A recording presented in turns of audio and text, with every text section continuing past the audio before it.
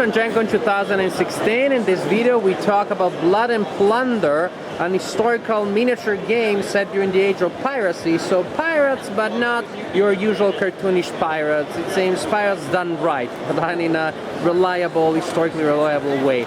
A game by Firelock Games, and Fred has agreed to tell us about the game. Thank you, Fred. Yeah, hi, I'm Fred Barnard. I'm actually the co-creator of this game with Mike Tunez. And Blood and Plunder is actually a 28mm skirmish game. It uses a card activation to activate the units, so small groups fighting back and forth. And it's true, we tried to hit a synergy between making a miniature game that was historically accurate, but was also fun to play. So we didn't want to make a game that was a very dry historical. We wanted to hit it right down the center. And I think we did that, actually. What's unique about our game is we actually have Benderson Little as a consultant. He is a well-known pirate expert. He actually advises for the History Channel and for Black Sails on Stars. And he's made sure that we've been very accurate with the actual period stuff, what they're armed with, how the ships are laid out. And additionally, excuse me, to make sure that how they fight and stuff is accurate to the period, which takes place at the very end of the 17th century during the Golden Age of piracy.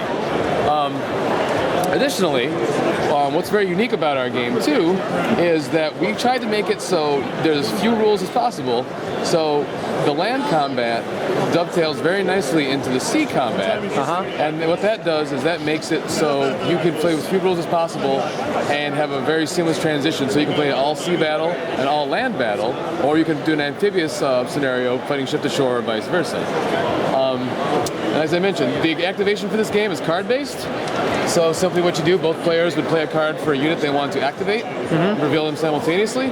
They have a end of cards. They get cards randomly from a deck. That's a good. They both have their individual deck. Okay. They are both standard 54 card decks. So decks with jokers.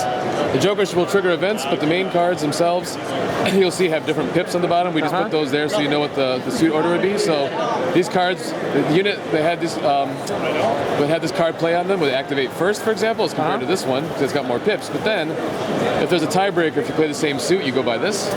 But most importantly, if you'll see, there's different experience levels for your troops. If you play a higher suited card, notice you get fewer actions.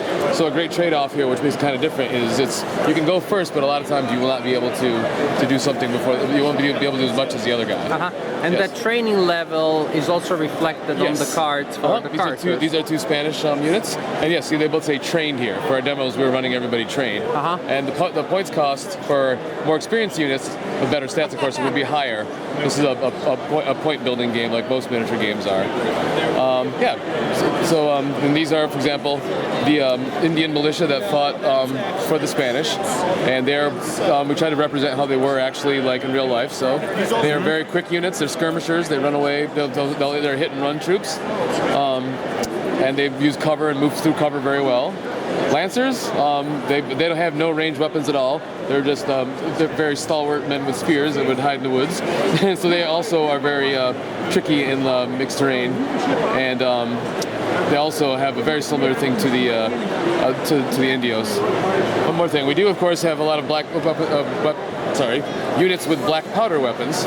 So these are milicianos that are armed with matchlocks, and these guys are not individually great marksmen, we'll say, but they are adept at fighting drilled, fighting in formation. So, like I said, we try to do a lot of period stuff to really capture the feel of the era. How do you resolve combat? How do you resolve combat? It's a D10-based game, and depending how you resolve combat, you can either, essentially it comes down to you have to meet or beat a target number. So you have a shoot value, you have a fight value, and then that value is modifiers for penalty for range in the case of range combat, and really there's no penalty for fight so then you have to meet or exceed your target number. You get a defense save depending if you're in cover or not, and then you see if your unit gains fatigue. And fatigue, of course, is how you determine if a unit is going to stay in the fight, lose actions, or run away shaken. Also, fatigue is also kind of a currency in this game that we use.